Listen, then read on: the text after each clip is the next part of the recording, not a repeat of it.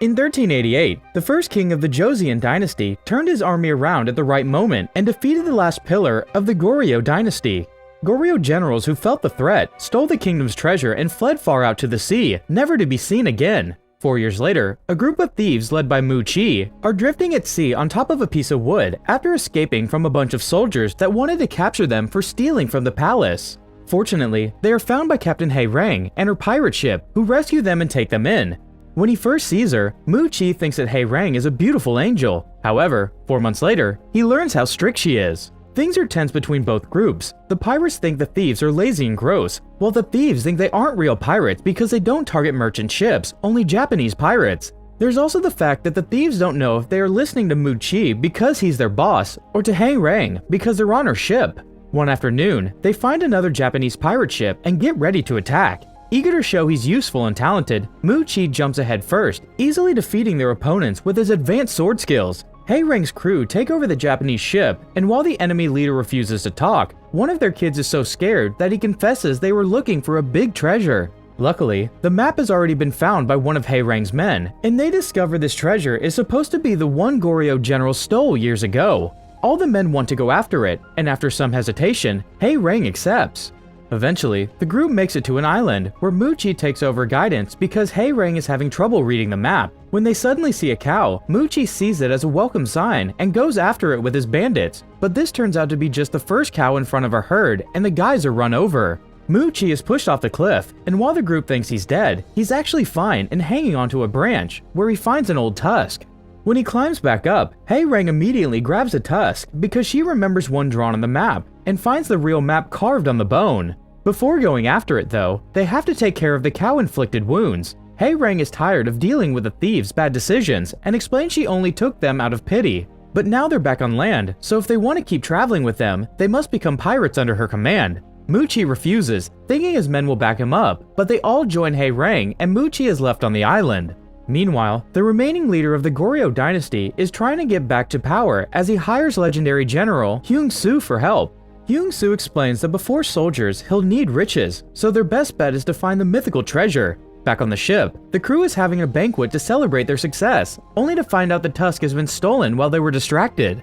A note left behind indicates Mu Chi is the culprit, so Hei Rang takes a few men with her back to the island to recover the tusk. After a dangerous encounter with a tiger, Hei Rang finds Mu Chi in an abandoned shack and fights him until he confesses that actually, it was thief Mak Yi that took it. It turns out that Mu Chi did go back to the ship in the middle of the night to steal the tusk, and Mak Yi helped him, pretending he was still loyal to his boss. But as soon as they made it to the shore and Mu Chi turned around, Mak Yi stole the tusk again and took it with him. To make matters worse, Mak Yi escapes the ship and goes to the mainland to try to sell the tusk to a rich merchant while pretending to be Mu Chi. Fortunately, the crew shows up just in time to stop the sale and take the tusk back. They also kidnap the merchant's daughter because she has been helping Mak Yi. Once they return to the ship, Hei Rang decides Mu Chi, Mak Yi, and the girl should be punished with death. But when Mu Chi is about to be executed, he reveals he's been hiding a knife all along and manages to escape. He gets inside Hei Rang's office and steals the tusk to then hold it above the water, threatening to drop it if they try to hurt him. Hei Rang puts her sword down and accepts not to kill anyone if she's given the tusk back. Mu Chi does give it to her, only to be pushed into the water after Hei Rang reveals she's always known about his dagger and she only wanted to re-establish her leadership by reminding them that she could kill them if she wanted. Mu Chi and Mak Yi are sent to do manual labor, while Hei Rang and her men take off the piece of cloth covering the tusk, but the message on it is encoded and they don't know how to read it. Meanwhile, General Hyung Soo tortures a priest into revealing the location of the treasure and asks the dynasty leader to be named the next king if he manages to find it, but his request isn't well received. Back on the ship, Hei Rang allows Mu Chi to look at the cloth and he manages to read the message, which says their next destination is the island of Haegildo. This is a very dangerous place nobody has come back from, and Mu Chi doesn't want to go, but Hei Rang thinks it's worth the risk. She takes a few men with her in a boat, each of them carrying a pig bladder filled with air before jumping into the whirlpool that takes them into the cave mentioned by the tusk. Mu Chi doesn't know how to use his bladder and almost drowns, so Hei Rang has to drag him out of the water and gives him mouth-to-mouth to help him survive. The cave seems to be empty, but while everyone is ready to give up, Mu Chi notices something and is rude to Hei Rang just to provoke her right-hand man into a fight. By throwing the guy against a cave wall, he makes it break, revealing a hidden path. The group follows this path and is happy to find a bunch of chests, only to get disappointed again when inside they find only some old bottles. There's also a strange flag with a monster head painted on it, but most interestingly, there's some code inside its mouth. Before they can decode it though, something explodes and makes the cave shake. It's General Hyung-soo and his men, who have arrived at the island and are entering the cave from above instead of having to struggle with the whirlpool. A fight starts between both groups, and Mak-yi takes a chance to look at the flag in secret before running away, but Hae-rang is knocked out by the falling debris from the cave ceiling. Mu-chi makes the men take her away while he stays back to fight. General Hyung-soo gets more aggressive when he recognizes Mu-chi as the former soldier that stopped him from becoming king last time. During the war, Hyung-soo had been promised kingship if he brought the enemy's head, and to achieve this victory, he killed his own wounded soldiers. When Mu-chi learned about this, he snitched on him and declared him a traitor. The battle is fierce and pretty equal, so Mu-chi distracts Hyung-soo by throwing his sword at him before jumping back into the whirlpool with all the chests. Hyung-soo tries to go after him, but without a pig bladder, he doesn't have extra air to stay this long underwater and must go back to his men. Then, Hae-rang shows up to help Mu-chi, but this time, it's her who passes out because of the lack of air. Mu-chi takes some air from the bladder and passes it to Hae-rang mouth to mouth, getting to keep her alive. Before they can swim up, however, a whale shows up and swallows them both. The crew thinks they've lost their bosses, but soon the whale is expelling them through its blowhole and both of them safely land on the ship. In the meantime, Hyung-soo finds a strange flag and quickly understands the code, thus he gets the dynasty leader to lend him a ship with powerful cannons to sail to the next location, although he still needs to solve the riddle on the corner of the flag. A few hours later, Hae-rang has a nightmare about fire dragons and finally realizes that the code she has seen on the flag has been a sea chart. She leaves her room and announces they must go back to get the flag because it has the map to the next location. However, the girl quickly cuts in and lets everyone know that Mak-yi has seen and understood the code. The crew jumps on Mak-yi and ties him up to make him confess what the code said, which turns out to be Inazuma Island, a place surrounded by lightning. Mak-yi thinks it's too dangerous to go, yet he's the only one that knows the way, so if the crew wants him to guide them, then he demands to be captain until they find the treasure. Hae-rang isn't amused, but she allows the crew to vote, and when she closes her eyes, everyone votes in favor of Mak-yi temporarily becoming captain because they want to find the treasure. Mak-yi becomes captain, and Mu-chi and Hae-rang are put on kitchen duty. Hae-rang is an awful cook, but nobody dares to tell her that her food tastes horrible because they're scared of her. Mu-chi tries to tease Hae-rang about the situation, and she snaps at him, explaining this isn't about power. She wouldn't have minded giving someone else her position if that person actually deserved it. She is right to think Mak-yi is an awful captain. He bullies and insults the whole crew, hands punishments over nitpicky details, and his orders barely make any sense. Later in the evening, Mu-chi invites Hae-rang to watch the stars with him in the crow's nest, and the two of them have a lovely bonding moment.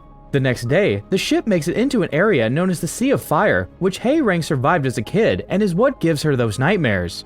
The legends say fire dragons come out from among the waves, when in reality, there are small underwater volcanoes.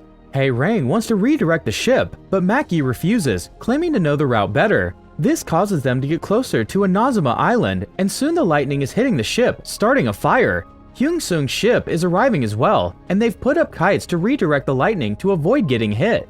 Back to the pirates, Mak-yi is too scared and confused to do anything, so Hae-rang begins shouting orders again as she takes over the helm. Mak-yi slips off the deck and almost falls into the water, but Mu-chi saves him just in time before Hae-rang guides the ship out of the storm thanks to her quick thinking.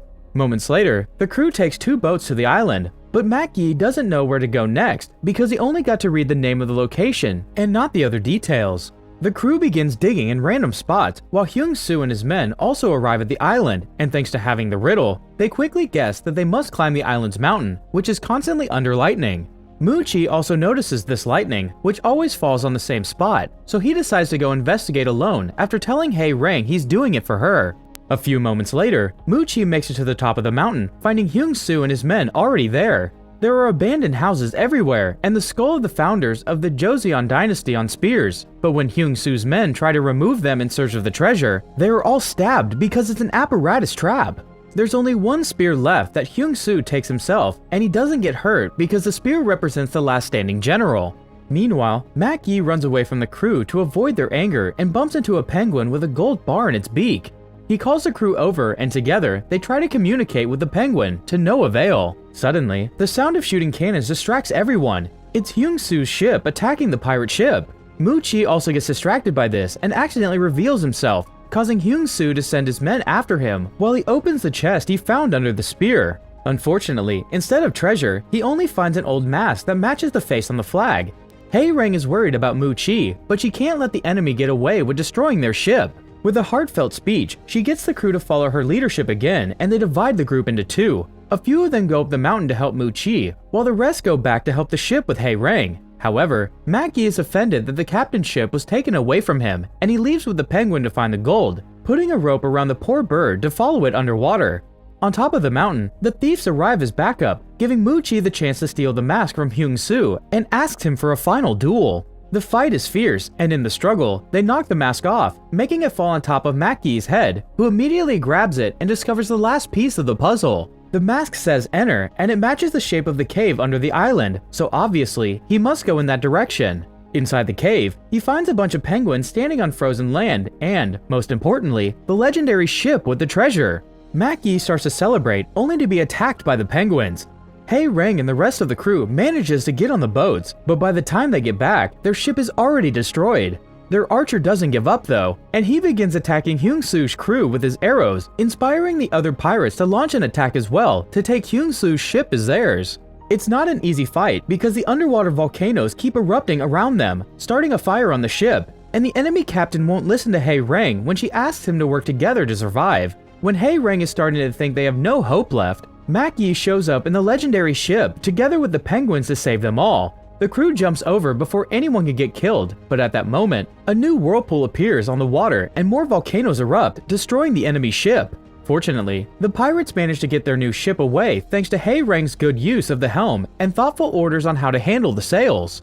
On top of the mountain, the storm gets worse and Mu Qi and Hyung Soo have to drop their swords to avoid being hit by lightning. After watching their ships go down though, their fury returns and the battle starts once again, regardless of the lightning situation. Hyung Soo manages to stab Mu Qi, but it's not in a vital spot, meaning Mu Qi still has a chance. One of the thieves throws a sword at his boss, and he uses it to push Hyung Soo into a spot the lightning always comes back to, instantly killing him when it hits. Hours later, everyone is back on the new ship, and their wounds are taken care of. Hei Reng admits she may accept Mu Qi as co-captain if he behaves, and when Mu Qi admits he'd follow her into the afterlife, Hei Reng kisses him. Make sure to subscribe and turn on notifications so you can watch more videos like this. Thanks for watching!